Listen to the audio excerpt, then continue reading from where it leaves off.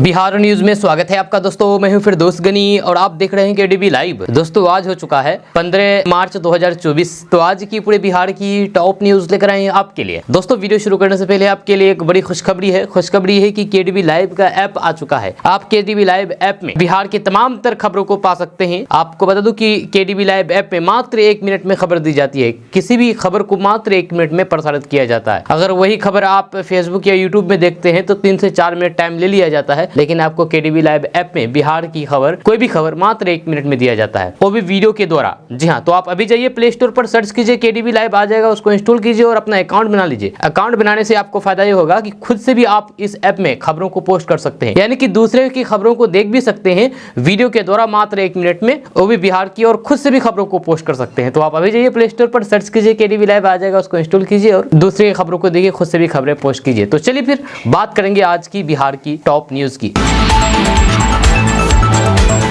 तो आज न्यूज की शुरुआत टॉप हेडलाइन के साथ करते हैं। तो बात करते हैं कि लोकसभा चुनाव सीटों के ऐलान से पहले संतोष सुमन ने ठोका अपना दावा। चिराग पारस विवाद पर कही बड़ी बात। यूपी बंगाल समेत 24 राज्यों से कम मिलती है बिहार में दिहाड़ी। आज तय होगी मनरेगा मजदूरी की नई दर। बिहार में तापमान चढ़ते ही मौसम ने दिखाया तेवर। पटना समेत 27 शहरों में गर्मी बढ़ी।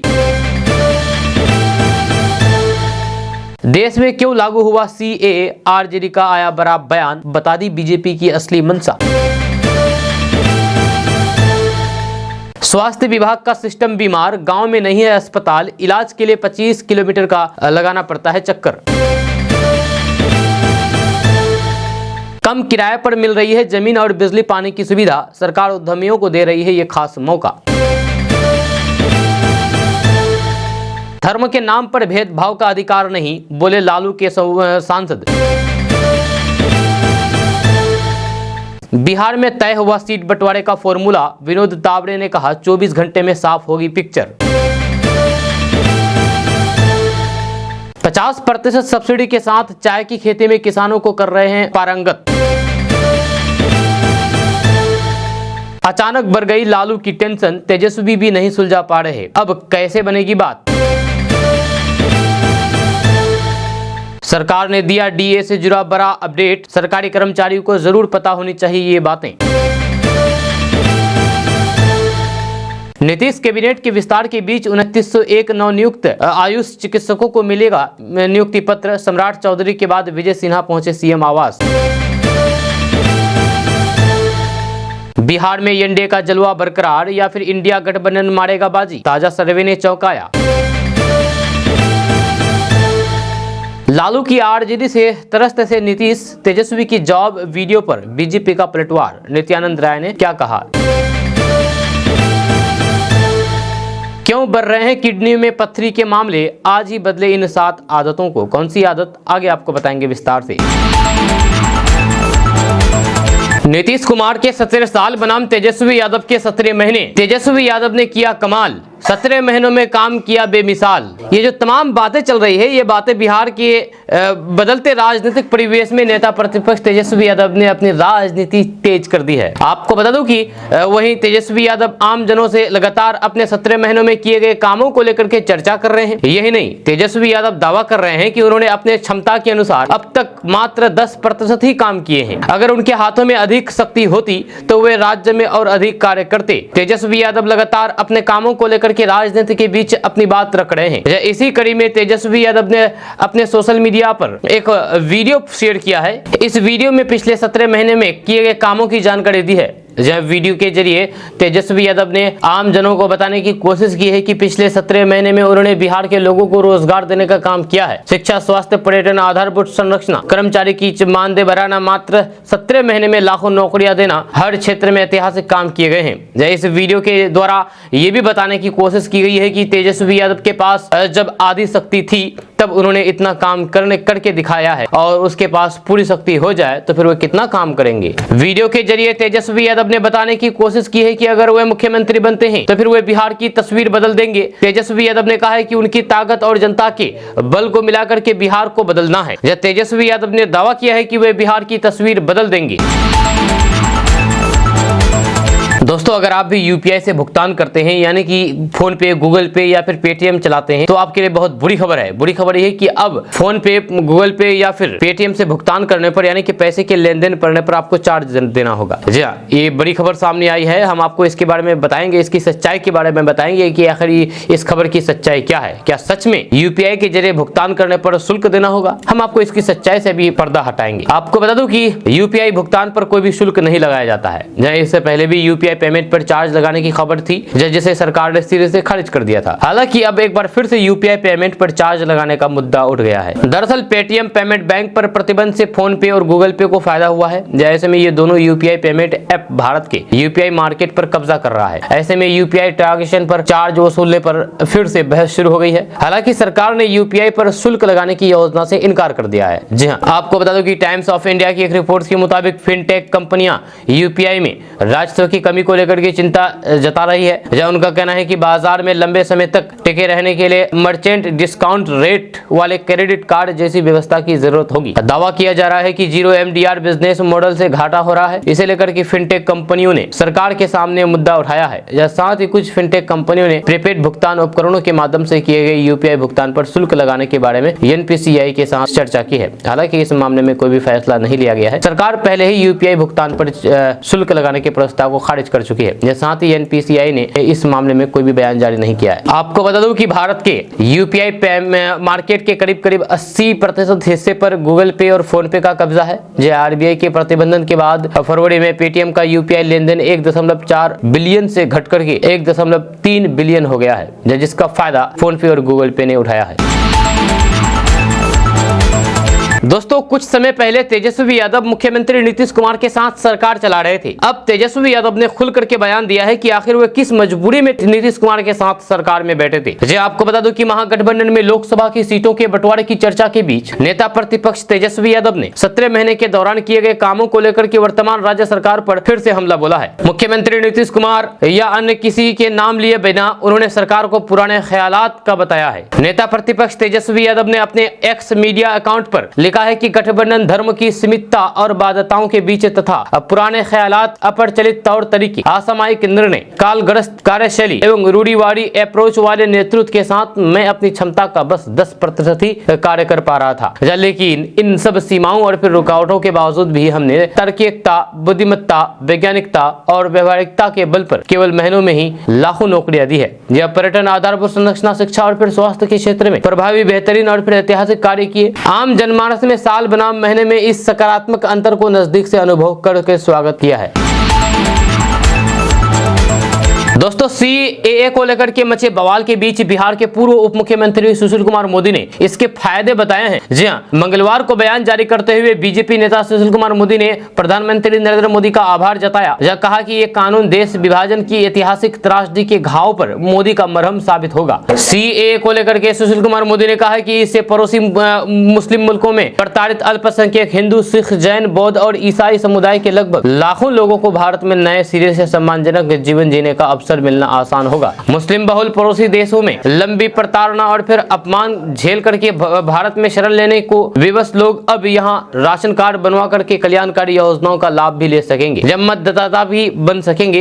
इस मानववादी पहल का विरोध क्यों? सुशील कुमार मोदी ने कहा कि सीएए लागू करके बीजेपी ने अपना संकल्प और संविधान निर्माताओं का सपना पूरा किया है, जबकि संविधान की दुहाई देने वाले आरजेडी, कांग्रेस और फिर वाम दलों के दल केवल मुस्लिम वोट बैंक को खुश करने के लिए इस कानून का विरोध कर रहे हैं। उन्होंने कहा कि जिस कानून को 4 साल पहले संसद पारित कर चुकी है उसके क्रियान्वयन को चुनाव से जोड़ करके क्यों देखा जा रहा है? इसमें सांप्रदायिकता कहां है? आगे बीजेपी नेता ने कहा कि जिन पड़ोसी देशों में मुस्लिम बहुसंख्यक है और फिर सत्ता धर्म निरपेक्षता में विश्वास नहीं करती है, वहां के गैर मुस्लिम अल्पसंख्यकों की पीड़ा भारत के विपक्षी दलों को क्यों नहीं दिखती? राहुल गांधी, ममता बनर्जी और लालू प्रसाद का अल्पसंख्यक प्रेम एक धर्म विशेष तक ही सीमित क्यों? सुशील कुमार मोदी ने कहा है कि बांग्लादेश में अपना घर बार छोड़ करके पश्चिम बंगाल एवं अन्य राज्यों में शरण लिए मतुआ समुदाय के लाखों पीड़ित हिंदुओं को सीएए लागू करके भारत सरकार ने वर्षों बाद खुल करके होली मनाने का अवसर दिया है। इसके सुने जीवन में रंग भरने वाला कानून विपक्ष को काला क्यों लगता है?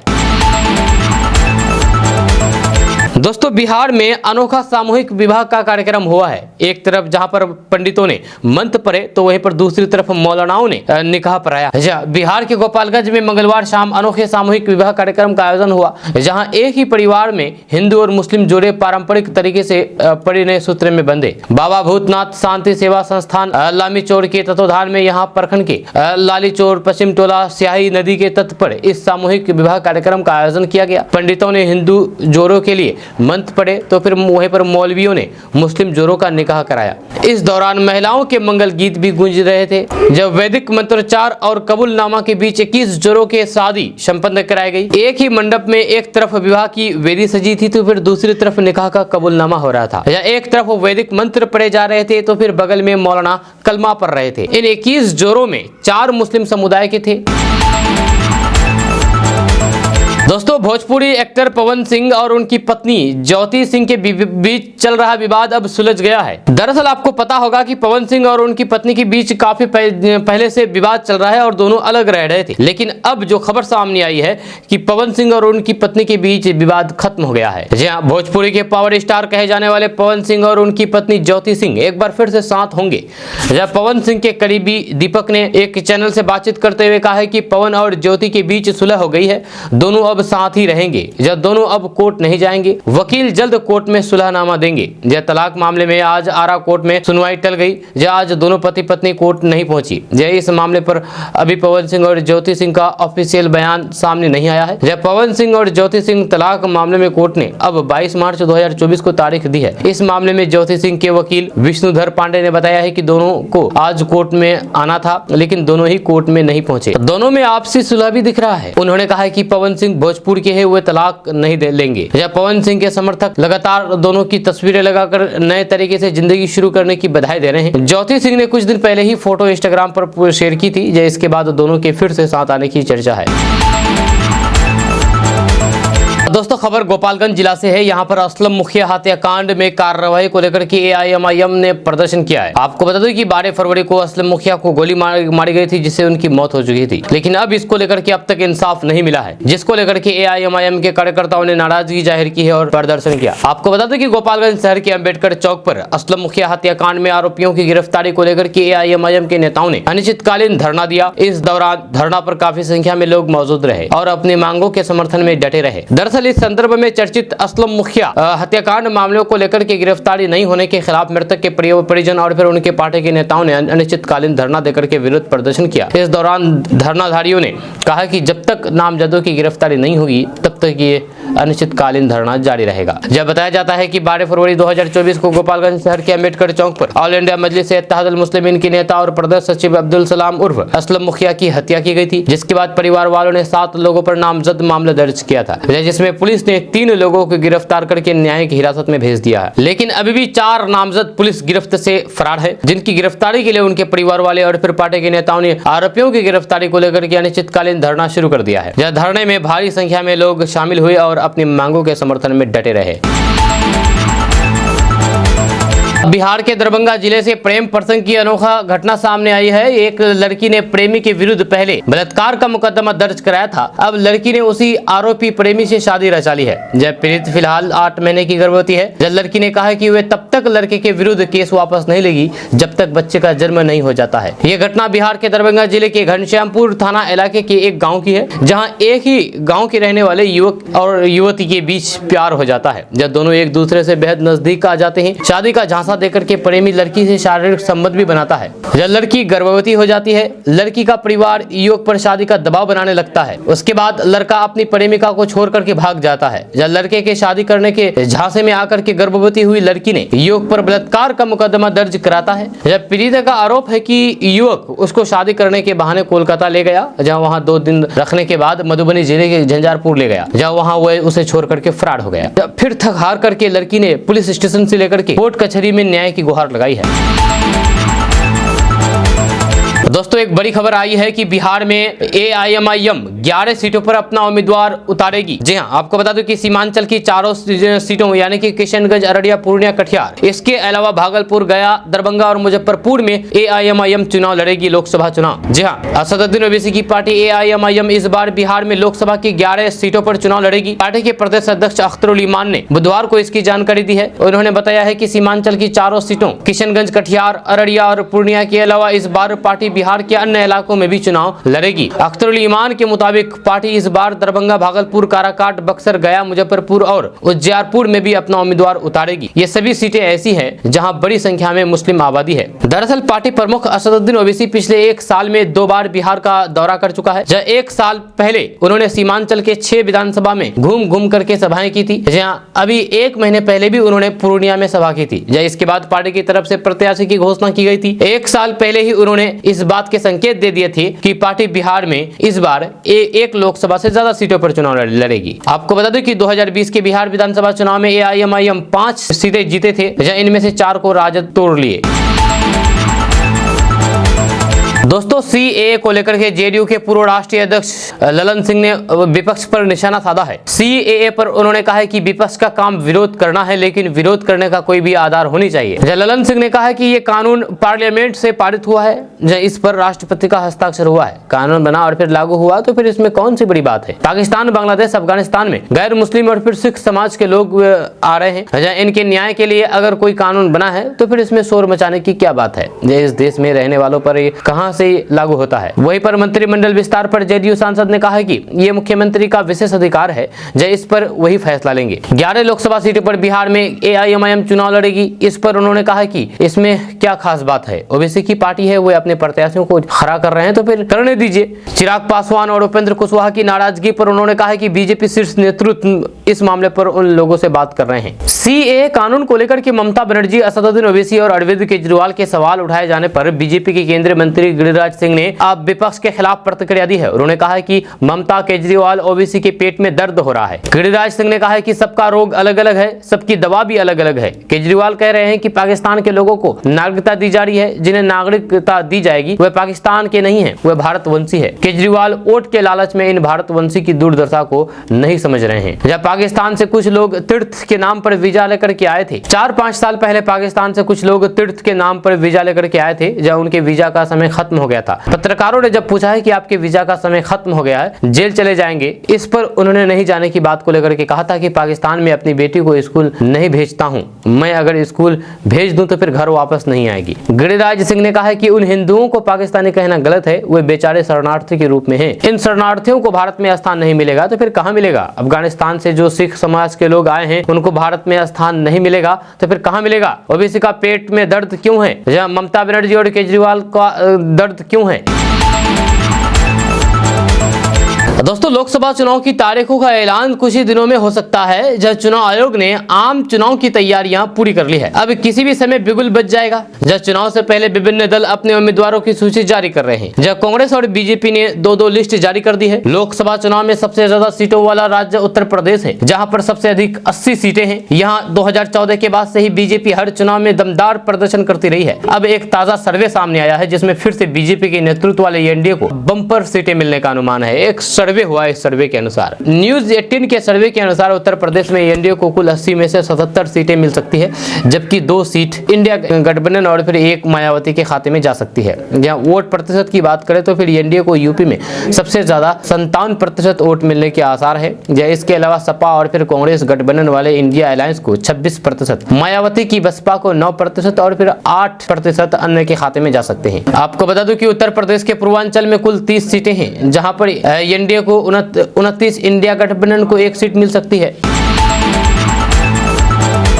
दोस्तों बिहार की राजनीतिक गलियारों से एक बड़ी खबर सामने आई है कि जदयू के पूर्व प्रदेश उपाध्यक्ष विजय सहनी आरजेडी में शामिल हो गए। जी हां, जदयू को इस बार बहुत बड़ा झटका लगा है। जेडीयू के पूर्व प्रदेश उपाध्यक्ष विजय कुमार सहनी अपने समर्थकों के साथ आरजेडी में शामिल हुए। आरजेडी कार्यालय में प्रदेश उपाध्यक्ष अनिल सहनी की अध्यक्षता में आयोजित मिलन समारोह में राष्ट्रीय प्रधान महासचिव अब्दुल बारी सिद्दीकी ने उन्हें पार्टी की सदस्यता दिलाई। विजय कुमार सहनी एनडीए सरकार में बिहार राज्य मछुआरा आयोग के उपाध्यक्ष रह चुके हैं। 2014 के लोकसभा चुनाव में वैशाली लोकसभा चुनाव क्षेत्र से जेडीयू के टिकट पर चुनाव भी लड़े थे। सहनी पूर्व केंद्रीय मंत्री कैप्टन जयनारायण निषाद के बड़े बेटे भाई के लड़के हैं। इस मौके पर अब्दुल बारी सिद्दीकी ने कहा कि वर्तमान राजनीतिक परिवेश में समाजवाद और फिर सामाजिक न्याय के प्रति आस्था रखने वाले लोगों का विश्वास आरजेडी के प्रति काफी बढ़ा है। लालू प्रसाद ने सदियों से उपेक्षित लोगों को सामाजिक न्याय दिलाने का काम किया है। नेता प्रतिपक्ष तेजस्वी यादव उन्हें आर्थिक न्याय दिलाने की दिशा में आगे बढ़ रहे हैं। पिछले 17 महीने में उप मुख्यमंत्री के रूप में उनके प्रयास से लाखों नौजवानों को नौकरियां मिली है।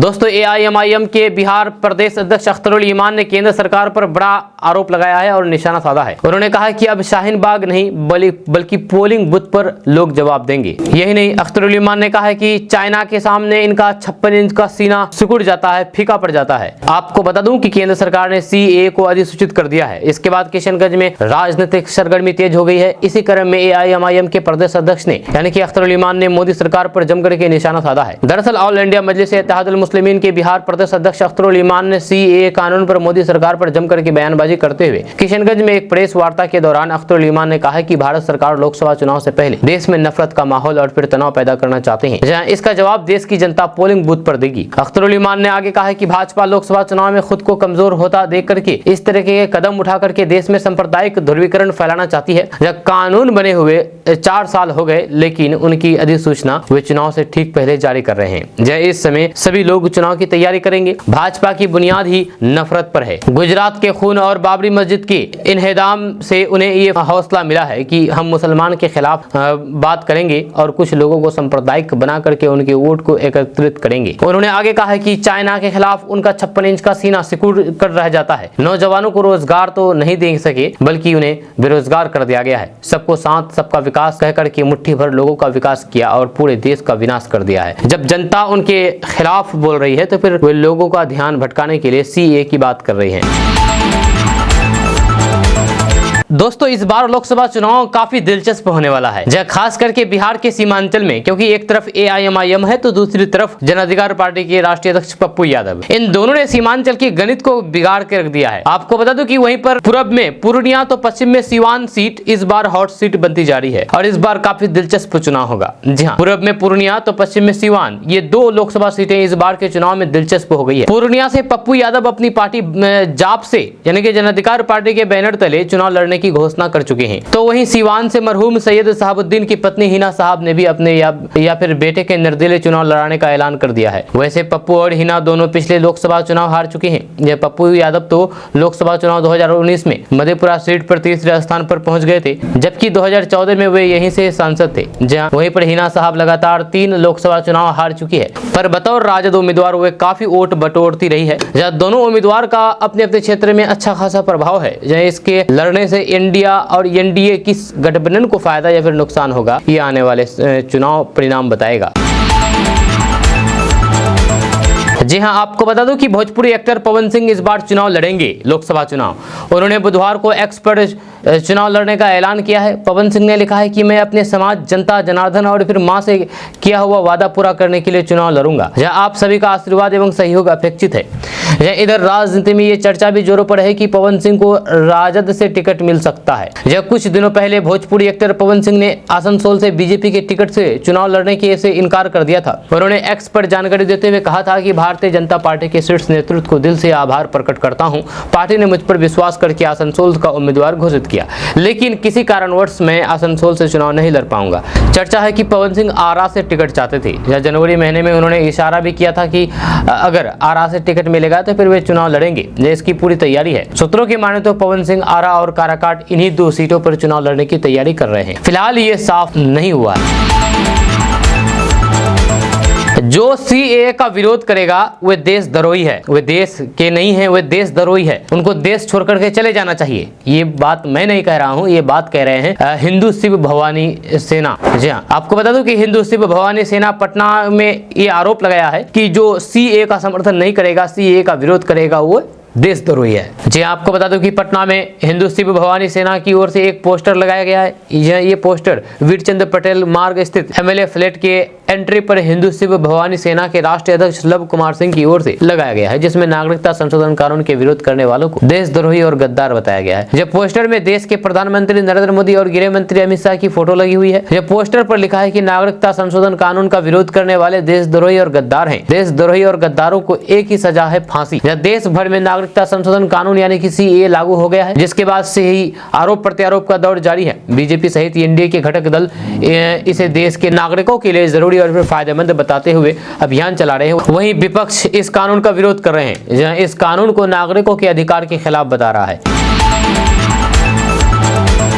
दोस्तों पप्पू यादव ने एक बहुत बड़ा ऐलान कर दिया है। आपको बता दूं कि सीमांचल के पूर्णिया से वे चुनाव लड़ेंगे। जब पूर्णिया में टिकटों के ऐलान से पहले जन अधिकार पार्टी के राष्ट्रीय अध्यक्ष पप्पू यादव ने कहा कि महागठबंधन का मतलब पप्पू यादव है। उन्होंने प्रधानमंत्री नरेंद्र मोदी पर हमला बोले। पप्पू यादव ने कहा है कि पीएम 56 इंच के सीने की बात करते हैं, जबकि भाजपा कांग्रेस के नेताओं के भरोसे चल रहे हैं। जब पीएम मोदी ने प्रधानमंत्री बने रहने के लिए हर क्षेत्रीय पार्टी से गठजोड़ किया है। जब पहले वे क्षेत्रीय पार्टी को कोसते रहे और बाद में मिलकर के जोड़ तोड़ की राजनीति करके अपनी सरकार बना ली। आगे मौका मिला तो बीजेपी कांग्रेस से भी गठबंधन से नहीं चुके। पप्पू यादव ने महागठबंधन से चुनाव लड़ने की अटकलों पर कहा है कि दिल से ये चाहते हैं कि महागठबंधन से चुनाव लड़े। जब पूर्णिया में महागठबंधन जीती कब थी? यहाँ महागठबंधन मतलब कांग्रेस और महागठबंधन मतलब पप्पू यादव। सीएए से डरने की जरूरत नहीं है, ये बीजेपी का चुनावी हथकंडा है। भाजपा चुनाव के पहले सीएए कानून ला करके वोट का पोलराइजेशन करना चाहती है और फिर देश में ध्रुवीकरण करके हिंदू मुस्लिम को लड़ाना चाहती है, लेकिन लोग उनकी इस चाल को समझ रहे हैं। सीएए पर बोलते हुए उन्होंने कहा कि सीएए नागरिकता देने वाला कानून है, ये कानून पहले से ही लागू है। जब फिर चुनाव के समय इसको लाने की क्या जरूरत है?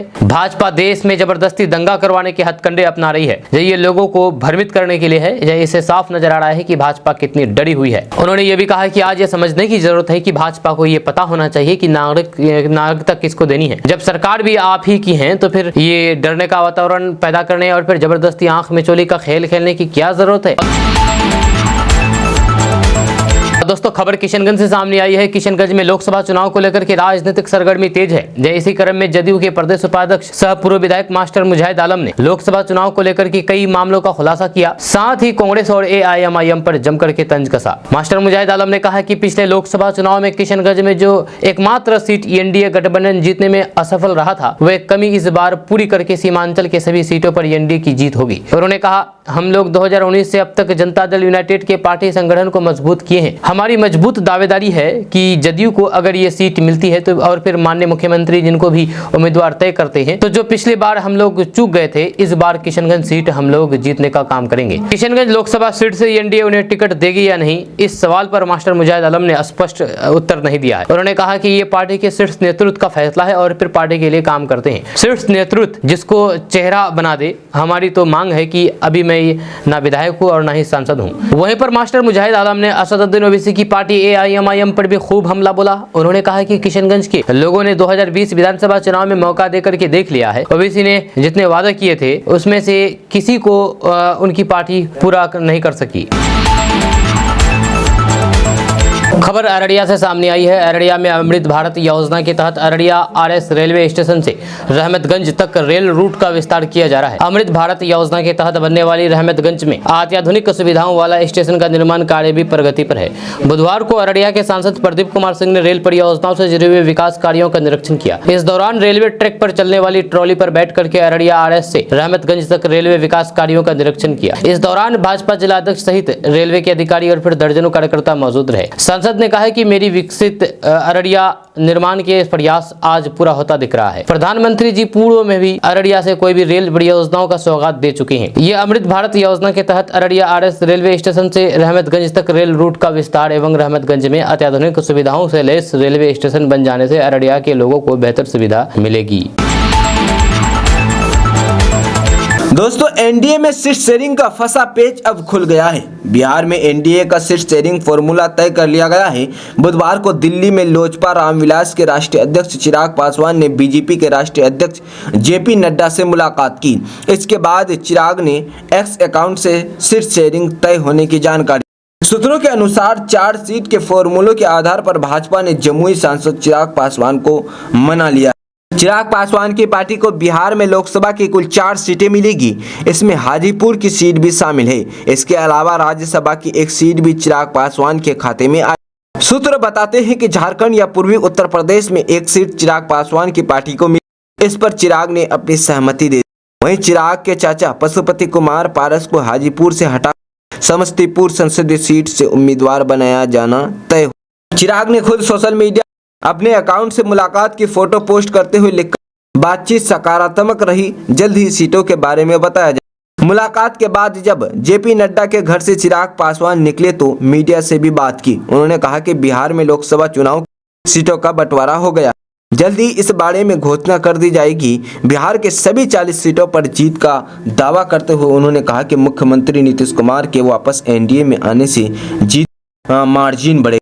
चिराग पासवान ने कहा कि प्रत्याशियों के नाम पार्टी का संसदीय बोर्ड तय करेगा। दोस्तों, फिर से पटना की बेटी बिहार का नाम ऊंचा किया है। पटना की डॉक्टर सान्या शर्मा को लंदन स्थित ब्रिटिश संसद में आयोजित एक समारोह में परोपकार और सामाजिक प्रभाव के लिए शी इंस्पायर अवार्ड से सम्मानित किया गया है। उन्हें यह सम्मान IIW inspiring Indian women organization UK द्वारा दिया गया है। जूरी में सांसद यूके बॉब ब्लैकमैन, कैमडेन के मेयर किलर नाजमा रहमान, लॉर्ड ब्रेनन और SP थुके थेरेस विलियर्स शामिल थे। इस कार्यक्रम में महिलाओं के फ्लेक्सिबिलिटी और परिवर्तनकारी प्रभाव को सेलिब्रेट किया गया और साथ ही समाज में उनके उत्कृष्ट योगदान को मान्यता दी गई। एक NGO के संस्थापक निदेशक के रूप में सान्या ने दूसरों के जीवन को बेहतर बनाने के लिए अथक संपन्न और प्रतिबद्धता का उदाहरण पेश किया है। इसके अलावा उन्होंने एसिड हमलों से बचे लोगों के अधिकारों और भलाई के लिए वकालत की है। इंडियन इंस्पायरिंग वोमेन द्वारा आयोजित शी इंस्पायर अवार्ड्स का उद्देश्य गुणवान नायकों पर प्रकाश डालना और समाज के निर्माण में उनके मौन लेकिन महत्वपूर्ण योगदान को स्वीकार करना है।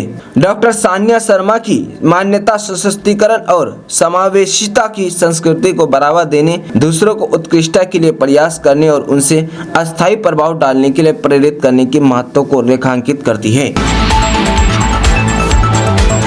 दोस्तों, लोकसभा चुनाव को लेकर एनडीए में सीट शेयरिंग पर बात चल रही है। वीआईपी सुप्रीमो मुकेश सहनी के भी एनडीए में शामिल होने की भी चर्चा है, लेकिन अभी तक उनका स्टैंड क्लियर नहीं है। उन्होंने कहा कि राजनीति में आज उनका जो मुकाम है वो अपने दम पर बनाया है, विरासत में नहीं मिली है। मैं सड़क पर उतरकर संघर्ष किया, उद्देश्य केवल यही था कि निषाद समाज को आरक्षण मिले। देश के कई दूसरे राज्यों से निषाद समाज को आरक्षण मिल रहा है, तो वो आरक्षण बिहार में क्यों नहीं मिल रहा है, जबकि देश एक है और संविधान एक है। 2018 में हमने पार्टी बनाई, उसके बाद से कई चुनाव को लड़ा।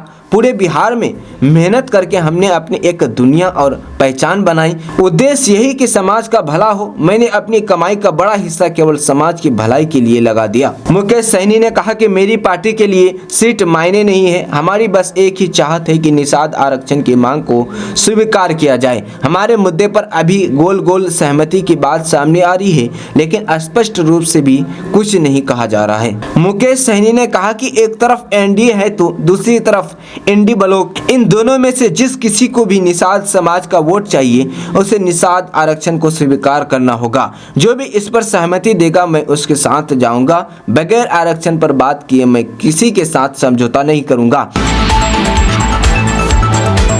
दोस्तों, खबर किशनगंज से है। किशनगंज में जेडीयू के प्रदेश उपाध्यक्ष मास्टर मुजाहिद आलम ने कांग्रेस और किशनगंज के सांसद डॉक्टर मोहम्मद जावेद आजाद पर जमकर निशाना साधा। प्राप्त जानकारी के अनुसार लोकसभा चुनाव को लेकर जिले में राजनीतिक सरगर्मी तेज हो गई है।